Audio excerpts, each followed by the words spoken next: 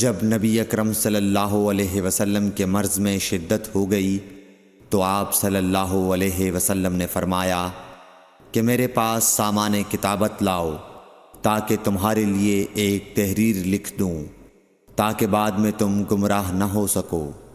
اس پر حضرت عمر رضی اللہ عنہ نے لوگوں سے کہا کہ اس وقت آپ صلی اللہ علیہ وسلم پر تکلیف کا غلبہ ہے اور ہمارے پاس اللہ کی کتاب قرآن موجود ہے جو ہمیں ہدایت کے لیے کافی ہے۔ اس پر لوگوں کی رائے مختلف ہو گئی اور شور و غل زیادہ ہونے لگا۔ آپ صلی اللہ علیہ وسلم نے فرمایا، میرے پاس سے اٹھ کھڑے ہو، میرے پاس جھگڑنا ٹھیک نہیں۔